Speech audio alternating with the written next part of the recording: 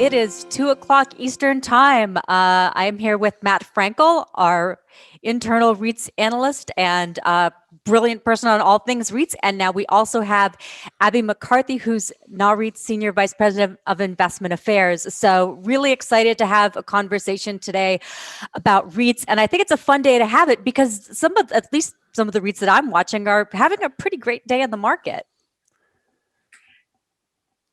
Yeah, most of my portfolio is definitely getting killed, but the REITs are doing all right. Well, Deidre and Matt, thank you for having me on. I'm looking forward to our conversation. Absolutely, our pleasure. So 2020, maybe not so great for REITs. So can you share some of the reasons behind that? Sure. So REITs actually did end last year in the negative territory, down about 5%.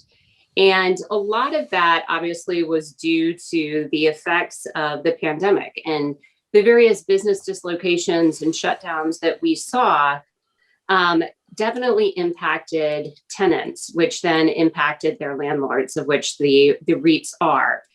So we did see in particular in certain sectors, there was quite a bit of decline last year in total REIT performance. And really, I think what it keyed off of was the real estate's overall exposure to social distancing. So in sectors where social distancing really played a key part of whether the business could be open or not, and I'm thinking of retail, of senior housing or healthcare, and office, we did see some decline in REIT performance. Now, it was interesting, though, that there was the other side of the real estate sector, that side which really is the backbone, I would say, of the digital infrastructure of our country. And I'm talking about data centers, industrial logistics facilities, cellular towers that actually performed quite well as, you know, all of us moved to Zoom meetings and to making most of our purchases online last year. Those sectors actually saw great performance. So overall, the industry was down. But again, we saw some pluses and minuses based on that social distancing and the impact of COVID-19 on the different real estate types. So a lot of REITs have done really well since the economy started to reopen. I think since the initial news of the Pfizer vaccine was released in November, a lot of the sectors you mentioned, like retail and things like that, have pretty much gone straight up. Do you think we've seen the bulk of that, or do you think there's a lot more potential as the economy keeps getting back to normal? You know, it's obviously difficult to forecast the future when you're talking about stock performance, but I think what we see is still quite a bit of upside. So, for example, in the lodging and resort space, we do know that there has been a lot of improvement priced into the hotel REITs returns recently, and they've seen great performance. But we also know that there's still some constraints in that property sector. We do anticipate leisure travel to pick up quite robustly in the next couple months as people have delayed or canceled weddings or family gatherings in this past year. And as more of the vaccine rollout continues to happen, we do anticipate leisure travel to increase quite a bit. Business travel, I think, will still stay somewhat constrained. We've seen some recent surveys that have suggested that, you know, only somewhere around 65% of folks believe that they will be traveling for business in the second half of this year. So I think that really allows for more upside potential in the lodging space going forward as we see that leisure recovery and then eventually a business travel recovery as well. Other sectors that I think are really poised to do well are any of the sectors that have to do with housing. And I'm talking about apartment rentals, single family rentals, and manufactured homes. We're really seeing a tremendous amount of demand across the housing space. Most of the REITs in the apartment sector own very high quality apartments in major metropolitan areas, which I think some people felt at the beginning would see, as people kind of fled to less expensive areas that there would be some stress there. But really, I think what we've seen is that those occupancies have stayed consistent, that the tenants in a lot of those properties tend to be those who can also manage working from home. And then going forward, I really think that we're seeing in the single family rental market a tremendous amount of demand, as there is a significant portion of Americans who are not ready or in a position to buy a home, but would like the space and the extra amenities that being in a single family rental provides you. So we see strength in those sectors. Also, what's a bit surprising right now is that retail is seeing quite a bit of bounce back strength.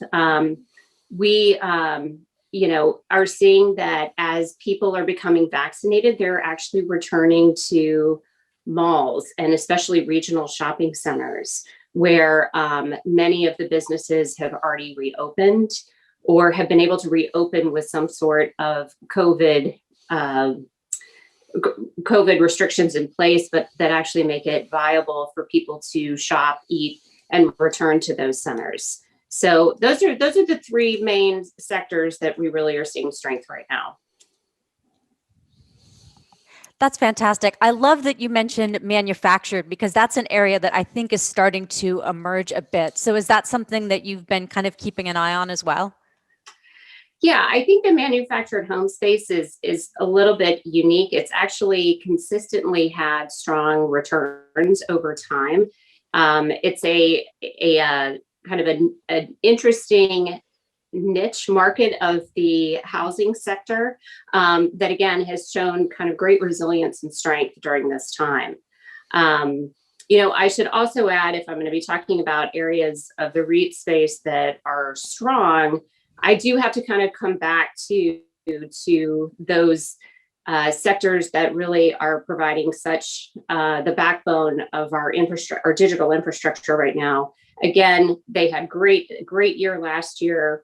They're not seeing as strong a performance this year, but still strong performance in our industrial logistics space, our data centers, and our cellular towers, which I think will just continue to improve over the coming year.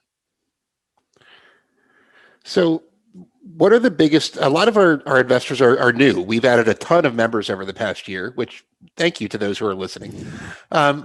So for those who are new and may not be that familiar with the REIT concept, what would you say to new investors on why they should think about adding REITs into their portfolio instead of maybe just focusing on, the headline grabbing growth stocks we've seen over the past year? Sure. So Nareit actually has been studying the investment merits and benefits of REITs, obviously since our existence in 1960, and through multiple research studies and multiple research partners, we consistently find that REITs really provide great diversification benefits to portfolios. They have very strong long-term performance with reliable income component through their dividend yields and capital gains. In addition, they have low correlations with other equities, which I think kind of comes as a surprise to some people, which really then provides a good diversification balance in a portfolio. I think what also makes REITs interesting for new investors is that if you're going to have an exposure to real estate, there really is no simpler or more inexpensive liquid way to access the commercial real estate asset class than through REITs.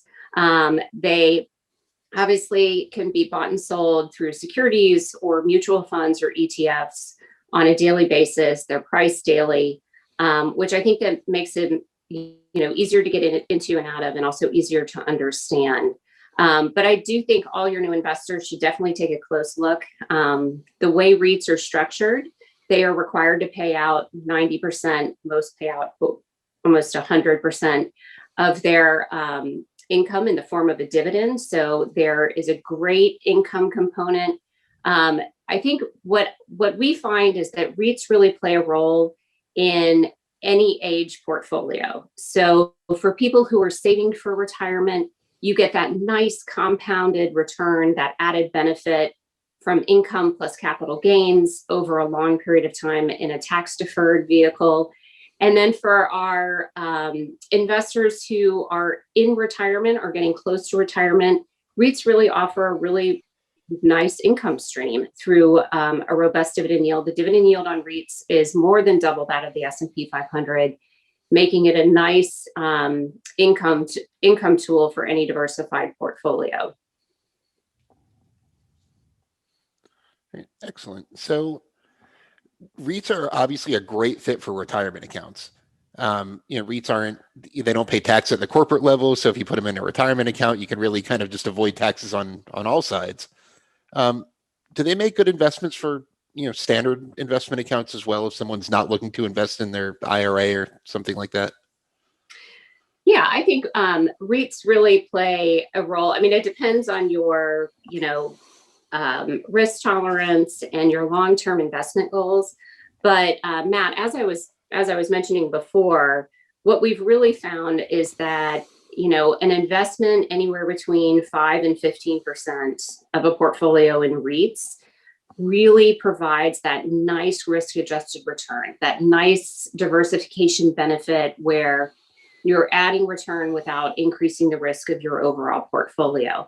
And then also really protecting it with those low correlations with other equities so that you can weather the up markets and down markets.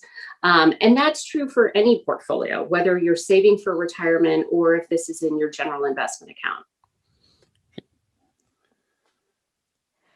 One of the things I wanted to ask you about was mergers and acquisitions activity in REITs.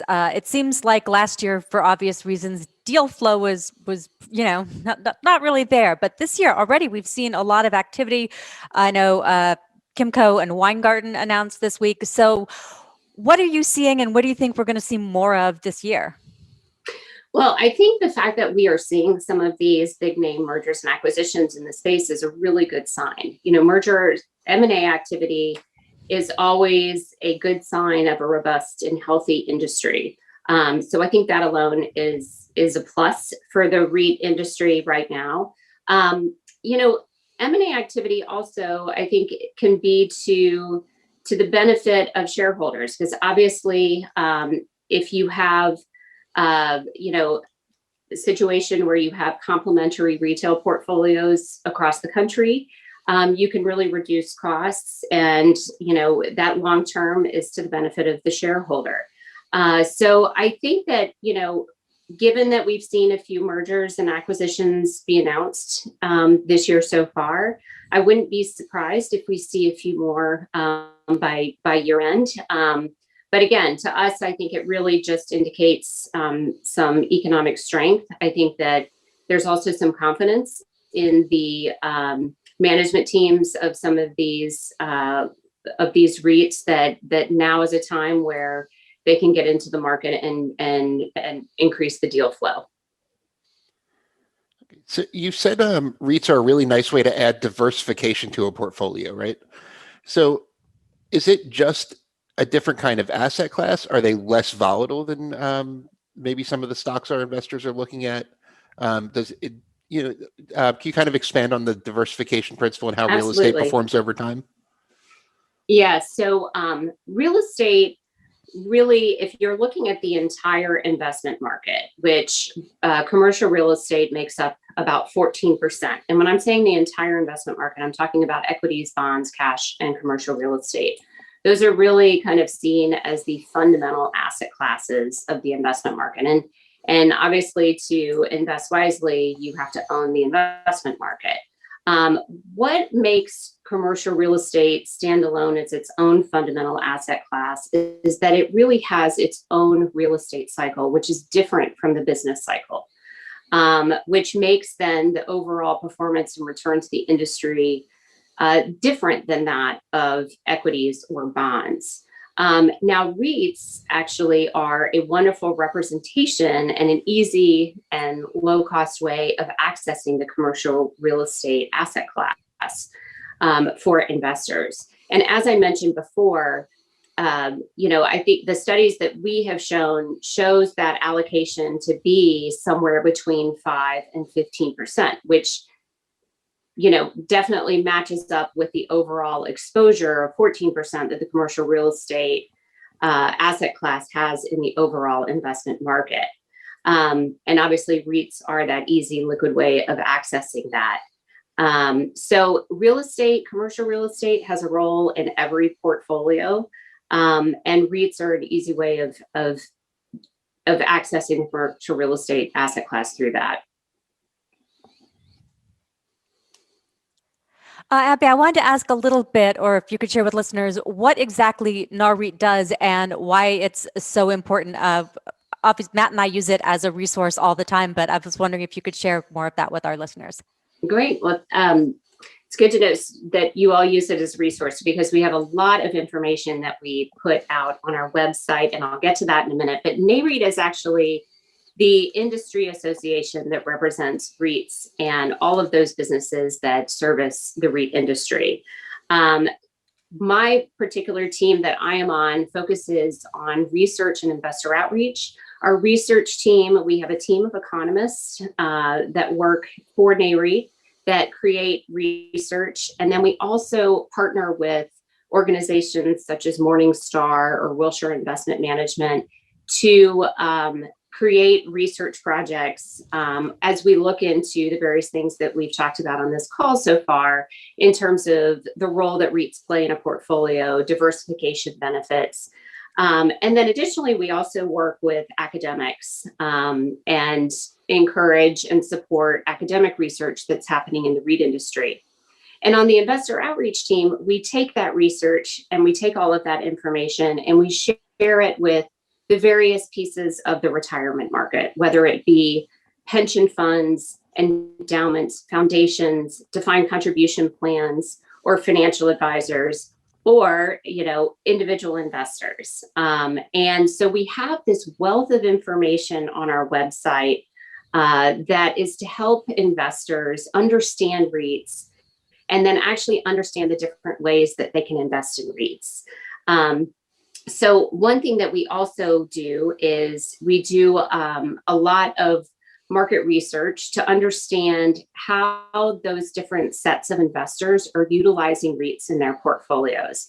And we actually just recently did a great piece of research with Chatham Partners on the utilization of REITs among financial advisors, where we found that 83% of financial advisors that we talked to for the purposes of the research study are utilizing REITs and actually will continue to utilize REITs going forward. We had a couple of different questions that asked about their behavior around COVID, and everyone is very positive buy and hold investors going forward. But I think what was interesting about that research, and this goes back, Matt, to your question of what do they cite as the number one reason for investing in REITs? And it really is portfolio diversification. I think the more we interact with and understand the various investment cohorts and how they're utilizing REITs, it consistently comes back that portfolio diversification, again, the strong long-term performance and both the income and capital appreciation is really important to investors. And they see that REITs play that role. Of course, not, making up 50% of your portfolio, but in that range of 5 to 15%. So there's a lot of great information on REIT.com, which is Nareit's website. There, an investor can not only kind of drill down and understand more about what I've talked about here, access some of these studies that I've talked about, but also we have a section where people can actually dig in and start to look at the various companies or funds or ETFs that are offered in the space. So we have a lot of information out there. We also have a partnership with FTSE Russell where we provide benchmarks both globally and for the US. So if investors are just curious to do a quick snapshot of how the industry is performing today, they can also access all of that information from our website. So a wealth of information and resources for investors that we hope all of the Fool listeners here will definitely access going forward. So I'm glad you mentioned some of that. First of all, REITs aren't supposed to be 50% of my portfolio. I might be doing that. I might be doing this wrong. But second, so I just want to mention to the audience that the sector performance tools are excellent. If Deidre and I want to figure out, say, how retail REITs have done over the past year, there's pretty much no other way to find it but you guys. So I wanted to say thanks for that kind of help. And the educational resources on REIT.com are just amazing. When we launched Millionacres, I wrote a 3,000 word document on what are REITs, and that was my primary source. So thanks. But I wanted to kind of pivot to one that we've talked about a bunch of different types of REITs. I wanted to pivot toward one of my favorites, which is office REITs, for just a second, if we can. I feel like I'm the only person in the world who likes office REITs anymore, or who thinks that we're going to work in offices after the pandemic and want to go places and things like that. I know a lot of you hold a lot of events is another thing that Nareit does. And they've all been virtual, obviously, and are going to be virtual for a little while. Do you see in-person demand for group travel and things like that, and office work? And where do you see all that going in the next few years? Do you think it's going to be like a quick snapback in those cases? Because you mentioned leisure travel will come back quickly, business travel not so much. So when it comes to business activities, meaning travel and office work, do you think it's going to be more of a kind of gradual climb over the next few years, or how do you see that playing out? I think it's still a little early to tell. I am encouraged by the vaccine rollout, and I want to say today I even heard the statistic that 50% of American adults now have received at least one shot of the vaccine. That is very positive news for obviously the country in general, but also for real estate and for office real estate.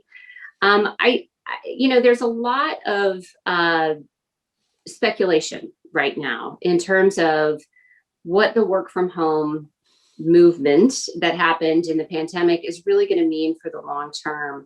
And I think it's probably a little bit too early to tell. I think there are a few, kind of time periods where I think we'll get more information. I think that by this summer, as we see the vaccination rollout continue, especially now, I live in the Washington, D.C. area. And, here, obviously, they've opened up, for every adult now has access. I think that actually is countrywide to the vaccine. So I think by this summer, I think it'll be interesting to see if people start returning to the office with a little bit more regularity. I think the real key date, though, to watch will be Labor Day. I think after Labor Day, if we see kids return to schools, I think it'll be interesting to see how much movement we see back into the office. Now, I think most people anticipate that there will be a move back to the office. Now, what that will look like, I think will be interesting to see. Right now, obviously, there's some major corporations that have talked about hybrid models and bringing people back, into the office, but maybe only a couple days a week. It seems like that might be what we see more in the short term. I'm not sure over the long term how much that will come to be. It does seem like in major business hubs, in major areas, there is still a desire and a demand for people to congregate and be together and collaborate, not only for office culture, but also to be able to effectively train new employees and to integrate people into office cultures. So I think that, over the next year, we're going to see a lot of different scenarios play out. But my sense is over the long term, more people will be back in the office than anticipated today, but it's still a little too early to make that prediction. That's fair enough. That's about where I am. Yeah. I think that, again, I think as people become more comfortable with public transportation and with, the ability to get back into the office in a safe and comfortable way where they're comfortable around their coworkers. People change quickly. And I think that what we've seen and obviously we've never lived through a pandemic before, but in other downturns in the real estate market, that there has been a resiliency. And I think there is kind of this longer term demand for people to congregate in a central location. Well, I like what you said about hybrid. I'm wondering if you see something similar happening in retail to some extent, because we've got last year, obviously, industrial was a pretty strong area for REITs.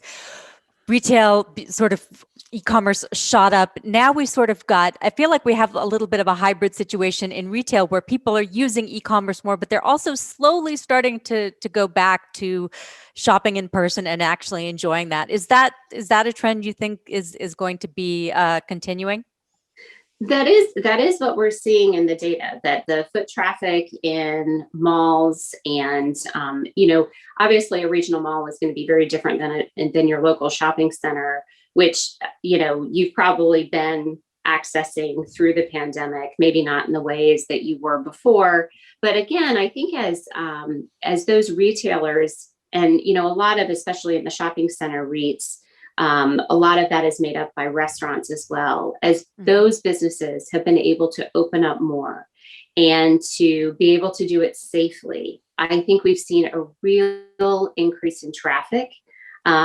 I do see too that there's real pent up demand. Like while we've all been ordering our groceries and every day is Christmas in my house when the Amazon boxes show up, but there is a real pent up demand to be able to get back out there and to go to restaurants and to engage with our communities and to engage with our products.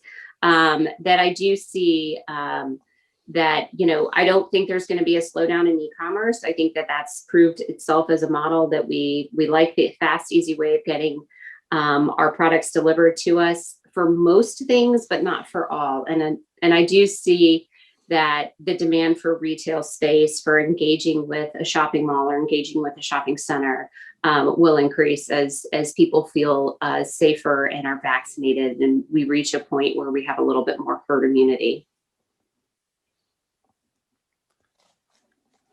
Yeah, absolutely. I think that it's in some ways it's still a little soon to tell what's happening. One other question I wanted to ask you about REITs in general is, are there any other emerging sectors in REITs that you're tracking? I mean, obviously you track different sectors, but is there anything that's kind of coming down the pike in terms of other types of REITs that maybe don't fit into one of the specific categories that you look at?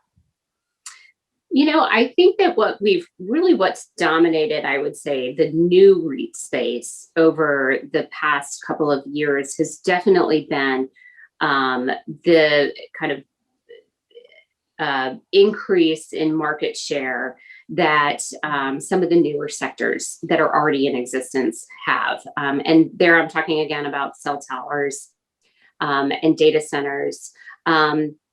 Outside of that, I don't see anything new on the horizon that's not already in existence. As I mentioned at the beginning of our discussion, single family rentals, I think that particular sector is seeing increased demand, and that didn't even exist before 2008. The single family rental sector in the REIT space is very new. Those management teams have figured out really how to create a business model across a large portfolio of single family homes that has worked, and that obviously in the need and the demand for housing right now, I think is very well situated. Data centers are still relatively new. When you're talking about the real estate space, something that's 5 years old is still brand new. I still see tremendous growth and emergence of portfolios and properties in that sector. So I think those are really the ones to watch. That's the new kind of frontier of REIT property types. that I think, have proved to be strong performers in the pandemic, and I think are something to watch going forward. Fantastic. Well, this was great. I really appreciate your time and for sharing your REIT expertise with our listeners. Well, great. Well, thank you for having me. It's been great to talk with you. And again, I hope that your listeners definitely take a look at REIT.com and, feel free to reach out. There's a lot of resources there to help you navigate how to invest and where to invest in REITs. Fantastic. Thank you. Great. Thank you.